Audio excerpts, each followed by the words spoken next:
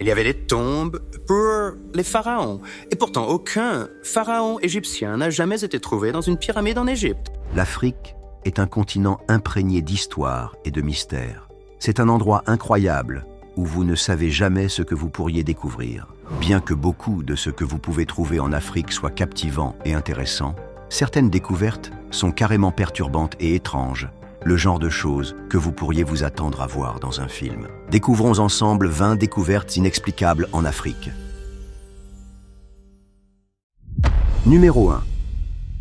Qu'est-ce qui pourrait être plus incroyable que de découvrir une toute nouvelle espèce humaine ancienne? Ce genre de découverte a le pouvoir de changer notre compréhension de nous-mêmes et de nos origines. En 2013, une équipe d'explorateurs et de scientifiques s'est aventurée dans les chambres sombres d'une grotte située dans le berceau de l'humanité, en Afrique du Sud.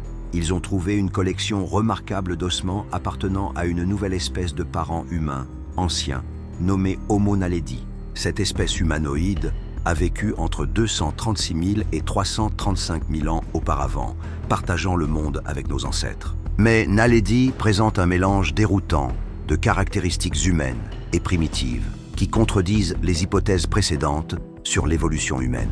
Le crâne montre un petit volume cérébral de seulement 500 à 610 cm3, comparable à celui des chimpanzés. Cela suggère une cognition limitée.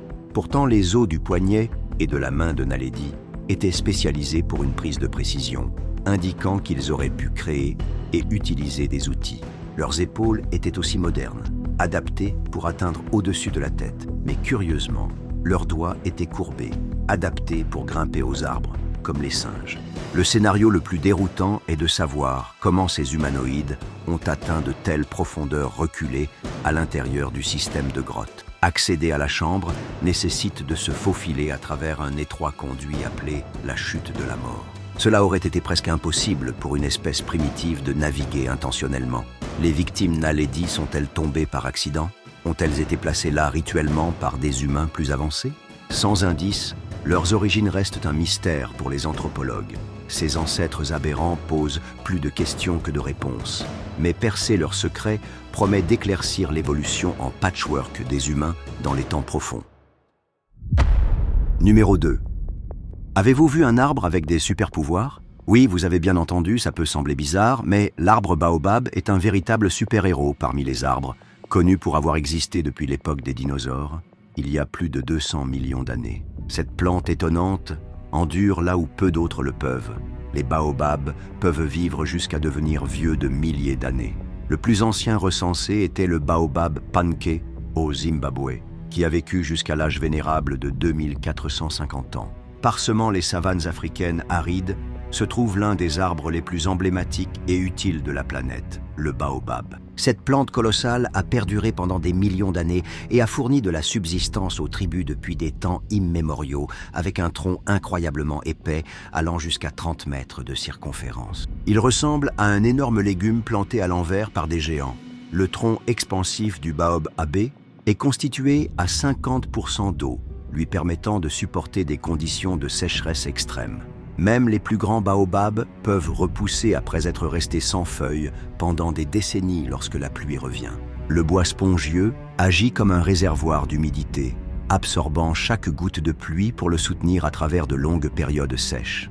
Les feuilles sont perdues pendant une aridité prolongée et repoussent lorsque les conditions s'améliorent. Mais le baobab est bien plus qu'un simple réservoir d'humidité massif. Ses feuilles comestibles sont une culture de légumes de base. Le fruit acidulé contient 6 fois plus de vitamine C que les oranges. Son écorce fournit une fibre solide pour le tissu et la corde. Même les graines produisent de l'huile de cuisson.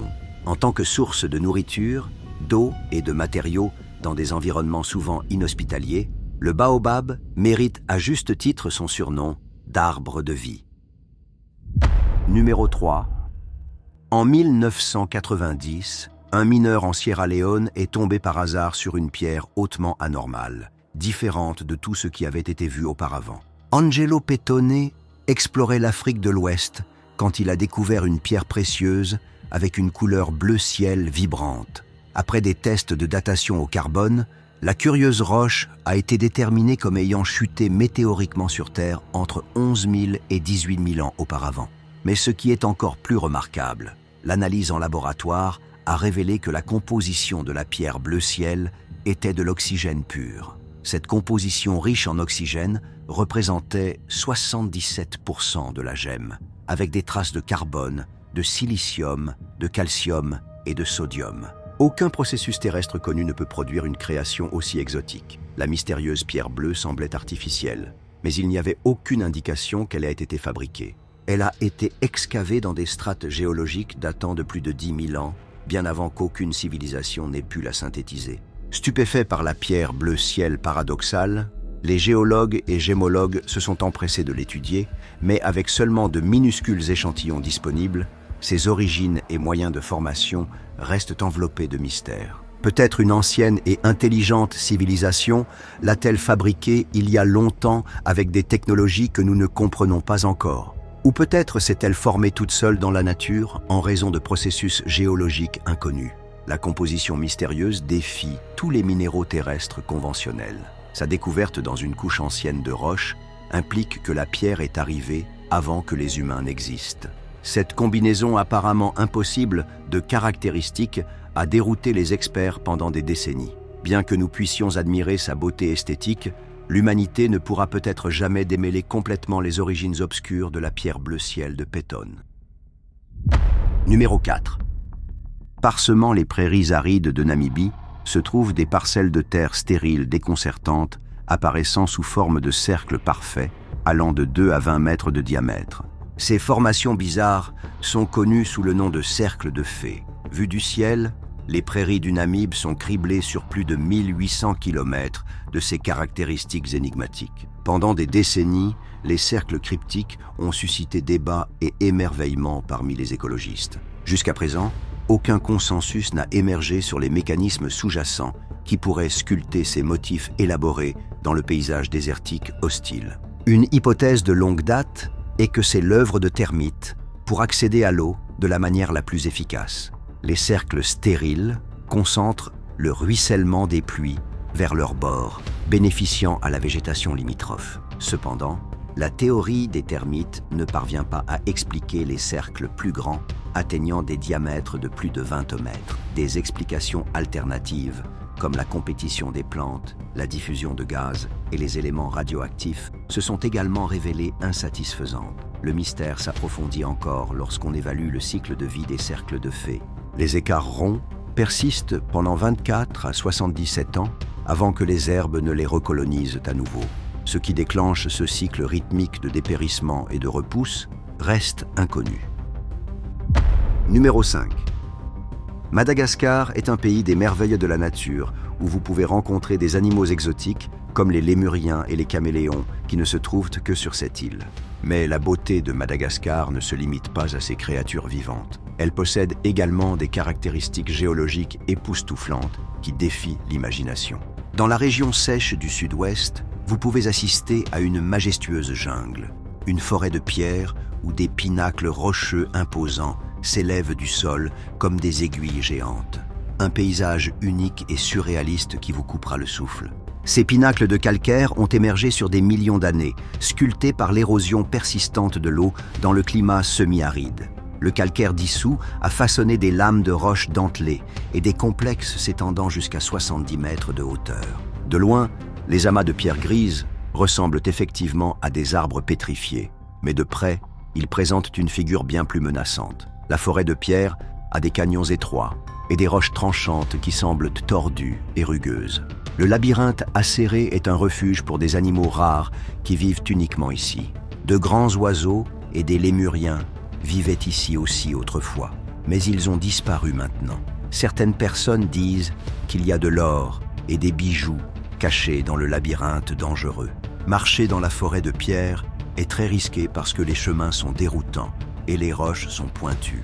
Les dangers tiennent les gens à distance, ce qui aide à protéger les animaux et les plantes ici.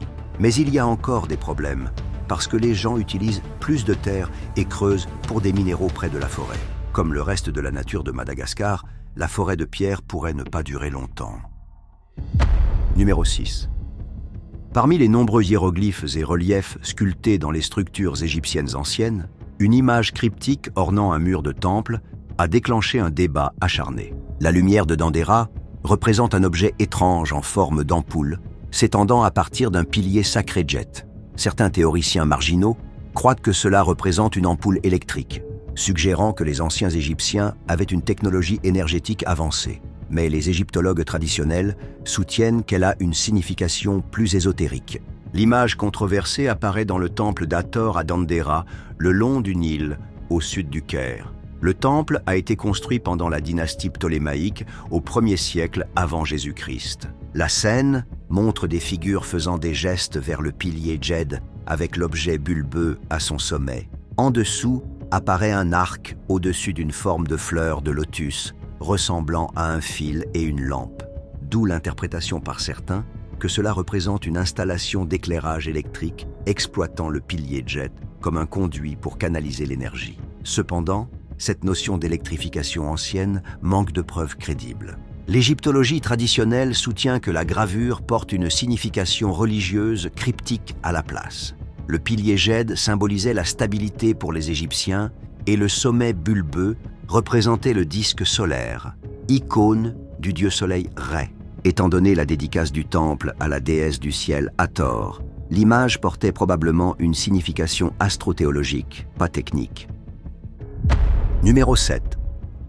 Dans les étendues sauvages de Madagascar, une terre de mystère et d'émerveillement, errait autrefois une créature si étrange et unique qu'elle a été surnommée la bête folle. Ce mammifère étrange vivait il y a des millions d'années pendant la période du Crétacé tardif, et ses restes n'ont été découverts que récemment.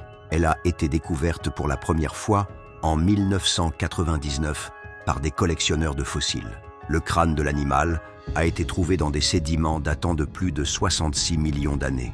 Le crâne montrait que l'animal était un mammifère, mais il avait des caractéristiques dentaires étranges qui n'avaient jamais été vues auparavant. D'autres morceaux du squelette ont été trouvés en 2010, et cela a permis aux scientifiques d'en apprendre davantage sur l'animal. Ils ont découvert que la bête folle avait environ la taille d'un blaireau et qu'elle avait un corps long et étroit avec des pattes courtes.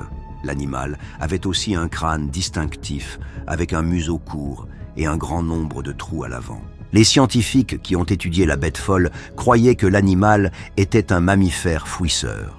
Les trous dans le crâne suggèrent que la bête folle avait un bon sens de l'odorat, ce qui aurait été utile pour trouver de la nourriture sous terre. Les pattes courtes et le long corps suggèrent aussi que la bête folle était bien adaptée pour creuser. Les scientifiques ont officiellement nommé la bête folle Adalatherium 8. Le nom Adalatherium vient du mot malgache Adala qui signifie fou et du mot grec therion qui signifie bête. Ce nom est une description appropriée de ce mammifère bizarre et fascinant. Numéro 8. Construite il y a plus de 4500 ans, la grande pyramide de Gizeh a stupéfié le monde antique en tant que la structure la plus haute sur Terre, et elle continue de captiver les gens aujourd'hui avec ses alignements astronomiques et son architecture ingénieuse. Maintenant, un mystère émergent promet d'exciter davantage les passionnés de pyramides, la possibilité d'un vide caché profondément dans ses profondeurs énigmatiques. En 2017, une équipe internationale a utilisé des particules subatomiques appelées muons pour scanner la Grande Pyramide à la recherche de cavités et de chambres dissimulées. Ces particules pénètrent des centaines de pieds à travers la pierre. Étonnamment, leurs scans ont révélé un grand espace auparavant inconnu à l'intérieur de la Grande Pyramide, mesurant plus de 30 mètres de long. Que pourrait contenir ce vide allongé? Probablement rien, disent les archéologues. Toutes les chambres funéraires et passages des pharaons ont déjà été documentés. Tous les artefacts auraient été pillés il y a longtemps. Mais même un espace vide met en lumière la complexité cachée dans le tombeau monumental de Khéops. Les théoriciens alternatifs conjecturent plus radicalement, suggérant que la chambre abrite un but occulte. Certains spéculent qu'elle contient la mythique salle des archives, contenant des connaissances ésotériques d'Atlantis. D'autres proposent qu'elle dissimule une machine extraterrestre ou un portail interdimensionnel. Mais aucune preuve scientifique ne soutient de telles conjectures. Bien que la véritable nature et le but du vide caché restent incertains. Cela illustre notre fascination éternelle pour les mystères égyptiens.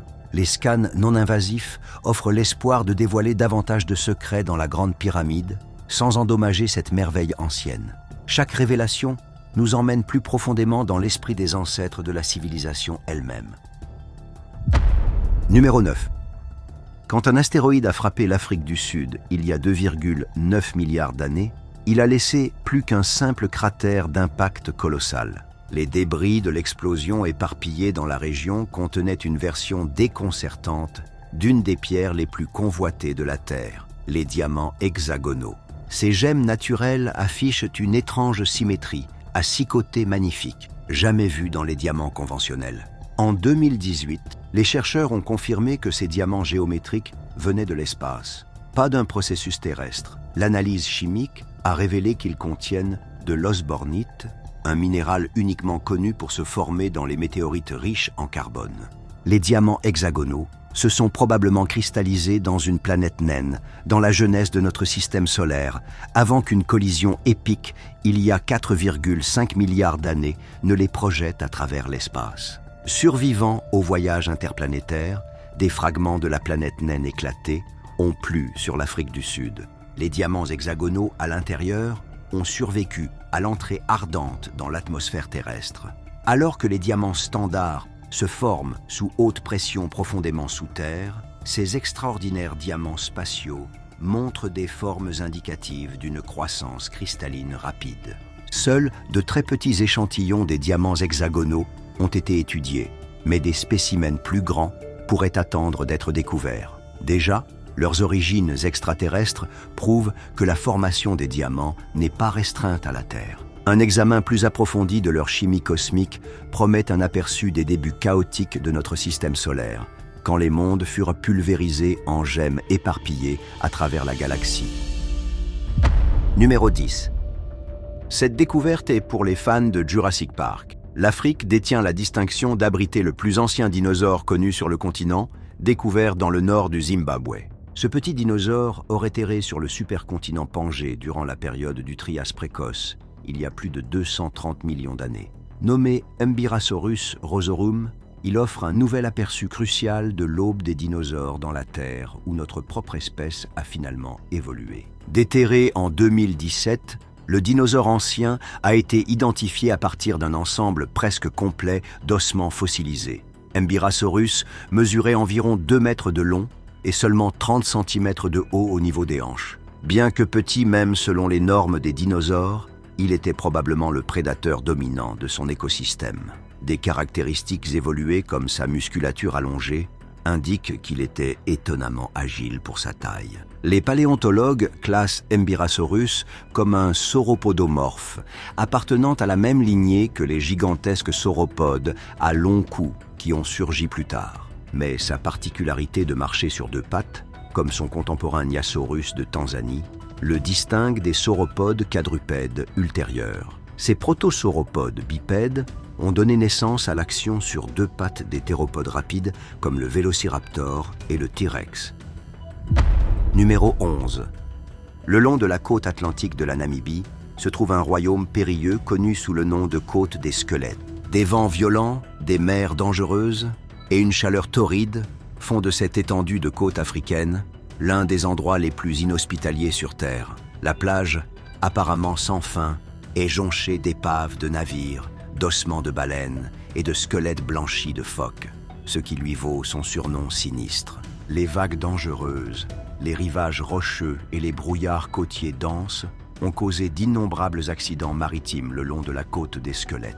Avant la navigation moderne, la mer agitée rendait presque impossible le lancement de bateaux et le désert sans relief n'offrait aucun secours à ceux qui échouaient à terre.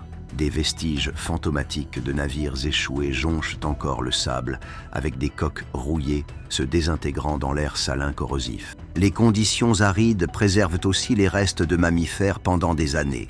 Les colonies de phoques fréquentent les îles au large où des milliers de phoques plus âgés finissent par ramper sur le rivage pour mourir. Leurs corps sèchent et se décomposent sur la plage, laissant des scènes macabres d'ossements regroupés. Des squelettes massifs de baleines s'échouent aussi après être mortes au large, créant un cimetière d'éléphants qui nourrit les chacals et les hyènes charognards. Numéro 12. Des monolithes mystérieux, tout droit sortis d'un film de science-fiction, ont surgi à travers le monde, suscitant intrigues et spéculations. Tout a commencé en août 2020, quand un pilote d'hélicoptère a repéré une structure métallique brillante incrustée dans le désert rocailleux de l'Utah.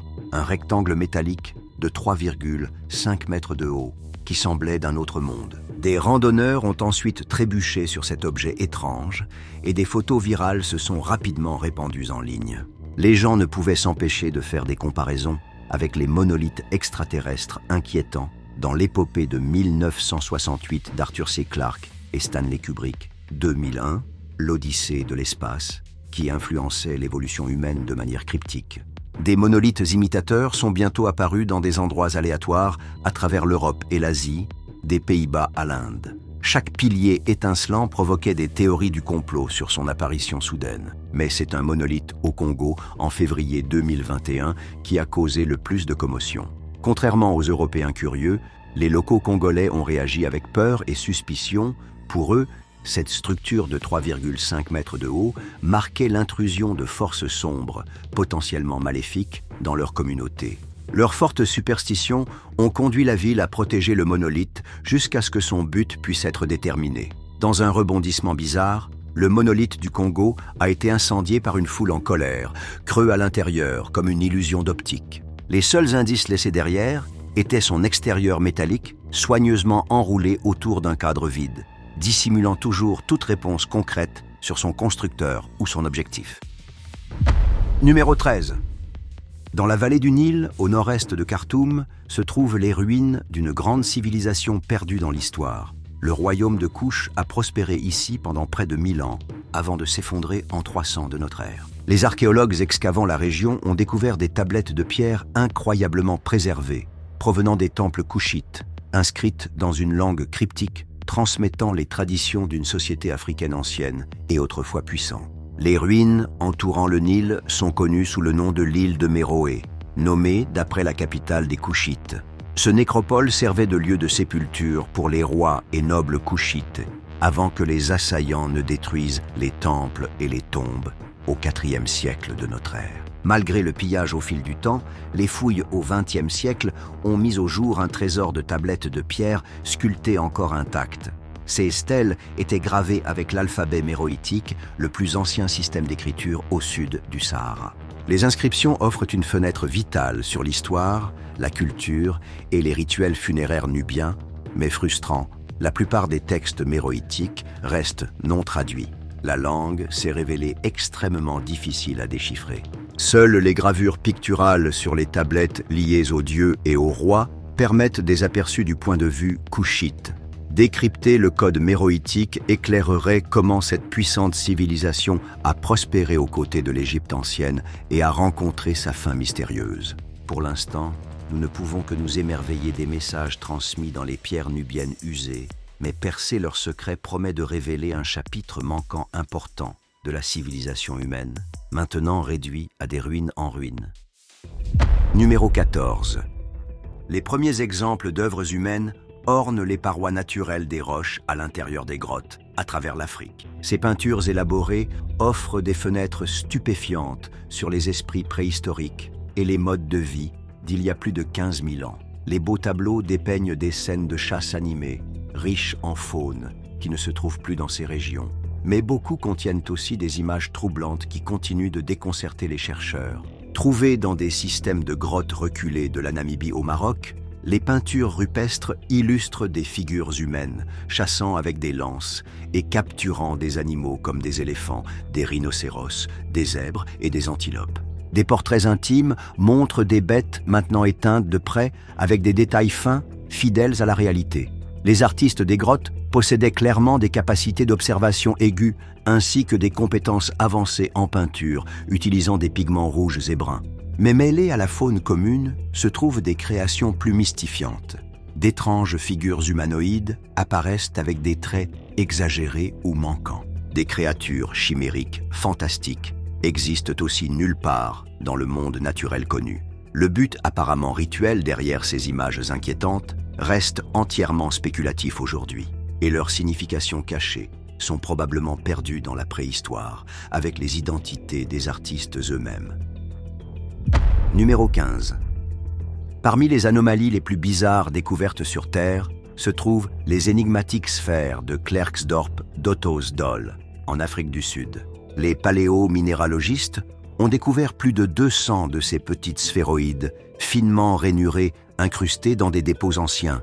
Des objets similaires, appelés Bill Moki, se trouvent dans l'ouest des États-Unis. Cependant, les sphères de Klerksdorp sont significativement plus anciennes, certaines datant de plus de 3 milliards d'années. Les géologues considèrent les sphères comme des formations minérales naturelles, bien que leur rainure concentrique et leur forme parfaitement sphérique soient de sans précédent dans la nature. Trouvées enfouies près des carrières et dans des dépôts de pyrophilites, les sphères varient de 1/2 cm à 10 cm de diamètre et sont généralement brunâtres ou rouge sombre. Beaucoup présentent des rainures parallèles encerclant les boules, tandis que certaines affichent des indentations en forme d'arc. Malgré leurs caractéristiques anormales, les tests en laboratoire sur les sphères de Klerksdorp montrent qu'elles se sont formées naturellement à partir de processus d'altération sur des éons.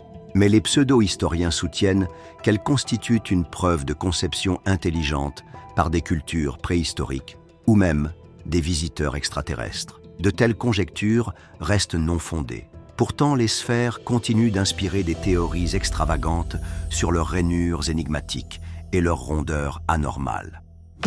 La photo du jour. Et maintenant, il est temps pour la photo du jour. Nichée dans les collines vallonnées du sud-est du Zimbabwe, se trouve une ville médiévale avec des murs de pierre durables et des structures de pierre mystérieuses. Selon certaines sources, lors d'un projet de fouilles, les archéologues ont découvert une sculpture massive en pierre d'un géant, du genre jamais vu auparavant. Compte tenu de la technologie limitée de l'époque, il est stupéfiant que les anciens bâtisseurs aient pu sculpter cette œuvre monumentale en n'utilisant que des outils manuels simples. Même avec un équipement moderne, un exploit de cette ampleur serait un défi incroyable. On ne peut qu'imaginer l'ingéniosité et la détermination nécessaires pour concevoir un tel chef-d'œuvre il y a des siècles. Comment pensez-vous qu'ils ont fait? Quelle technique auraient-ils pu utiliser pour tailler soigneusement la roche et réaliser cette merveille sculpturale? Faites-nous part de vos théories sur cette remarquable relique du passé dans les commentaires. Numéro 16. La découverte étincelante d'un potentiel gisement de diamants a envoyé les prospecteurs sud-africains dans une frénésie en juin 2021. Le berger de bétail Erasmus Jacobs est tombé par hasard sur une pierre brillante inhabituelle dans une plaine ouverte juste à l'extérieur du village de Kwalati, dans la province du KwaZulu-Natal. Pensant à un cristal de diamant, Jacobs a alerté les villageois et une ruée vers les diamants à grande échelle a bientôt commencé. Alors que le mot se répandait, plus d'1 millier de chasseurs de fortune ont afflué dans les prairies reculées à la recherche de plus de gemmes. Des villes de tentes ont surgi avec des gens creusant jour et nuit dans l'espoir de devenir riches. Le chaos a également attiré des escrocs cherchant à s'enrichir rapidement et des marchands de diamants cherchant des achats. Avec des ressources limitées, le gouvernement a eu du mal à contenir le chaos. Les géologues ont finalement testé des échantillons des diamants et ont découvert qu'il s'agissait en réalité de cristaux de quartz qui semblent superficiellement similaires mais n'ont pas une valeur monétaire comparable. Pourtant, beaucoup de locaux ont refusé d'accepter la science, ayant vu des collègues creuseurs déterrer des poignées de pierre rayonnantes. Un homme a prétendu avoir vendu une poignée pour environ 70 000 $ à un marchand de diamants. Numéro 17. Visible depuis l'espace, l'œil du Sahara se distingue vivement au milieu des dunes infinies du désert du Sahara occidental. Avec un diamètre de 40 km, cette étrange structure en forme de cible a perplexé les astronautes lorsqu'elle a été repérée pour la première fois depuis l'orbite dans les années 1960. Maintenant connue sous le nom de structure de Richat, les énormes anneaux concentriques forment l'un des marqueurs géologiques les plus reconnaissables de la Terre. L'œil, justement nommé, se trouve dans la région autrement désolée de Tanezrouft, au centre de la Mauritanie. Ces bandes alternées claires et sombres se détachent nettement contre le terrain aride. Longtemps supposé être un cratère d'impact d'astéroïdes, les scientifiques comprennent maintenant que l'œil du Sahara a été sculpté par une érosion naturelle sur des millions d'années. Le soulèvement de la croûte continentale a d'abord créé une formation en dôme lorsque la Terre s'est gonflée vers le haut. Au fil des millénaires, l'altération par le vent et l'eau a dissous les couches supérieures plus faibles, creusant des canaux circulaires. Cela a progressivement formé les crêtes concentriques dramatiques de l'œil, alors que la roche plus résistante s'érodait plus lentement que les strates environnantes. Aujourd'hui, les sédiments exposés révèlent 100 millions d'années d'histoire géologique couvrant le Crétacé jusqu'aux époques de l'Éocène. Des fossiles découverts dans la région indiquent que le Sahara était végétalisé et habité par des dinosaures dans les temps anciens, avant que les changements climatiques ne créent les conditions désertiques d'aujourd'hui. Une merveille visible depuis l'espace, l'œil du Sahara témoigne des forces puissantes qui remodèlent continuellement notre planète dynamique. Numéro 18. Bien avant l'invention des ordinateurs, des voitures ou même du feu, nos anciens ancêtres utilisaient de simples pierres pour façonner leur monde. En taillant ces pierres en hachoirs et en coupeurs, ils se sont lancés dans une aventure technologique qui n'a jamais cessé. À travers l'Afrique, le berceau de l'humanité, les archéologues ont déterré certaines des premières traces de ces outils en pierre Oldowan datant de millions d'années. Leur ingéniosité révèle l'étincelle de créativité qui s'est allumée chez nos premiers parents hominins. Sur les rives du lac Turkana, au Kenya, des sites archéologiques ont été témoins de certains des plus anciens actes de fabrication d'outils jamais enregistrés. L'Omekwi 3 sur la rive ouest a exposé des outils datant de 3,3 millions d'années. Ces outils incluent des pierres marteaux, des noyaux et des éclats qui ont été astucieusement taillés pour créer des bords tranchants pour couper, gratter et écraser. Fabriqués à partir de lave, de quartzite et de chair, ils montrent que les hominins choisissaient leurs matériaux soigneusement en fonction de leur qualité et de leur fonction. Certaines pierres tiennent encore bien dans la main pour être utilisées. Le site abrite également des dents fossiles appartenant à Paranthropus, un cousin éteint des humains avec une mâchoire massive et des dents. Paranthropus aurait pu être le fabricant ou l'utilisateur des outils, ou du moins partager le paysage avec eux. Numéro 19. Les ruines monumentales en pierre du Grand Zimbabwe servent de plus grand centre urbain de l'âge du fer au sud du Sahara. Ce complexe élaboré a été construit sur 3 siècles pour devenir le centre du royaume du Zimbabwe, dominant l'Afrique australe de 1000 à 1450 de notre ère. Les murs massifs encore debout aujourd'hui fournissent des indices sur la manière dont cette civilisation avancée ancienne a pris forme. Oubliée après son abandon, les impressionnantes ruines ont commencé à attirer l'attention des étrangers au XVIe siècle. Les commerçants portugais ont appris l'existence de fabuleuses structures en pierre à l'intérieur des terres construites il y a longtemps par les ancêtres des Africains locaux. Pendant la colonisation européenne de l'Afrique, un débat a fait rage sur la question de savoir si les Africains natifs pouvaient ériger une architecture aussi grandiose. Même après que les fouilles archéologiques ont confirmé leur construction par le peuple Shona local, certains ont encore argué pour des influences extérieures. Les ruines incorporaient 1300 acres et abritaient 20 000 résidents à leur apogée. D'énormes enclos en pierre protégeaient l'élite dirigeante, tandis que près de là vivaient des roturiers, des artisans et des commerçants. Des systèmes d'irrigation sophistiqués permettaient à l'agriculture de soutenir la ville. Des artefacts finement sculptés témoignent de la maîtrise artistique de la civilisation Shona. Mais après avoir épuisé des ressources vitales, la ville a finalement été désertée. Numéro 20. Les créatures mythiques ont peuplé le folklore à travers le monde tout au long de l'histoire humaine. Les cultures du monde entier racontent des histoires d'êtres hybrides qui sont en partie humains, en partie animaux. Les loups-garous, les centaures et les sphinx ne sont que quelques-unes des amalgamations interespèces imaginées dans l'Antiquité. Mais des observations contemporaines suggèrent que cela pourrait être plus que de simples légendes. Certains affirment que des créatures semblant mi-humaines, mi-canines errent encore aujourd'hui dans des régions reculées d'Afrique. Apparemment bipèdes avec des traits à la fois humains et canins, les soi-disant hommes-chiens génèrent des témoignages oculaires périodiques à travers la brousse africaine. En 2017, les résidents de Limpopo en Afrique du Sud, affirment avoir fréquemment aperçu des prétendus hommes-chiens à face d'hyène de plus de 2 mètres 13 centimètres de haut rôdant dans la région. Regardez simplement cette vidéo, ces 2 créatures sont définitivement des chiens. Mais pour le troisième, on peut dire que la seule chose sûre, c'est que ce n'est définitivement pas un chien.